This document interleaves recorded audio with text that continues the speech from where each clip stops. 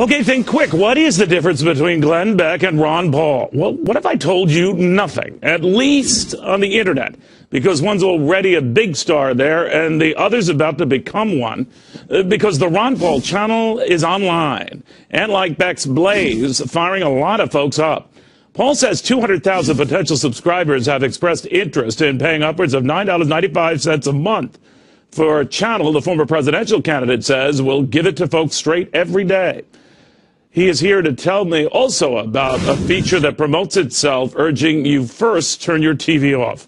All right, Congressman, that's where you lose me particularly. Oh, okay. Not a good strategy going forward. But nevertheless, because I admire you greatly, I'll let you come for this one last appearance. But I'm joking. But what's the idea behind this? Well, the whole idea is for me to have the ability to continue to do what I've been doing for 35 years, and that's talk about issues that you've helped me talk about many times over the years, and to bring it to the attention of as many people as possible. And there are some frustrations, you know, with regular TV.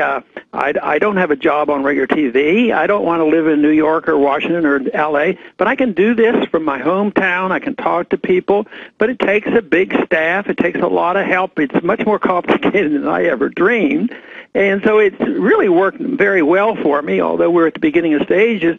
Matter of fact, just within the hours, our release that the program is now available. So it is, you have timed it very well. And although we go after TV, I will always turn to Cavuto when I want to hear the real business. There you go. I tell you, young man, you dare go after us, and then it's war. But having said that, I'm curious, would this be then more like a libertarian channel, Congressman? How would you describe it?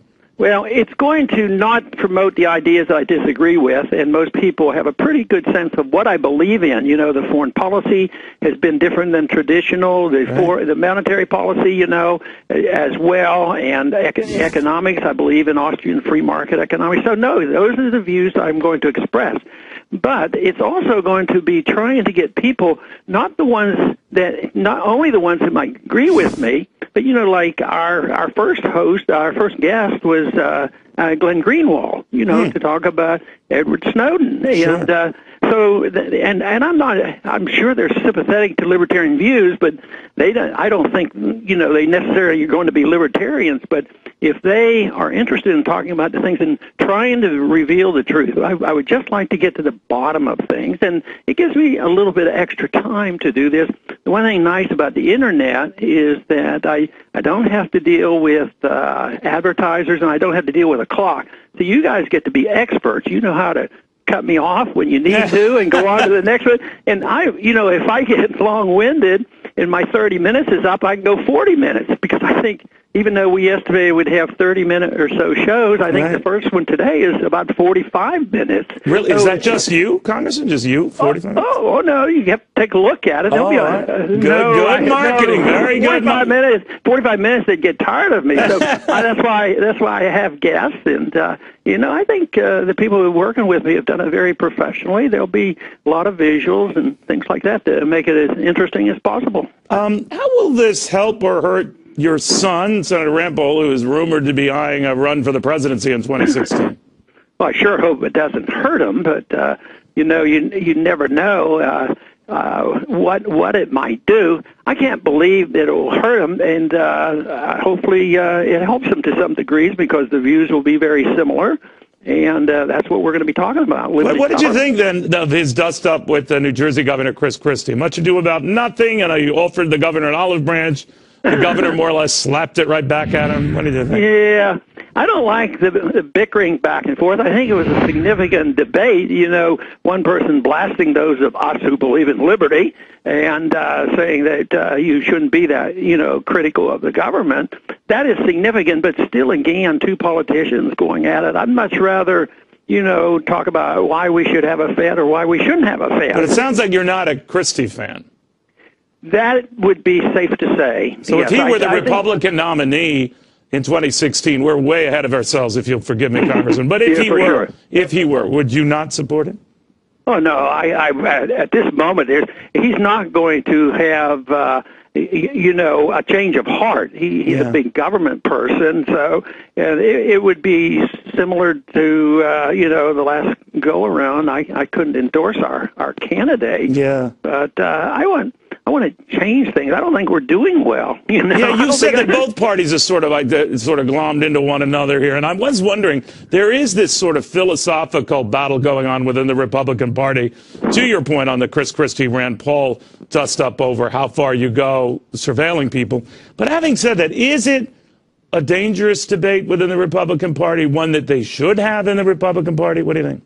Well, I think it's a very important debate. It's dangerous not to face up to it, but I think it's much broader than that.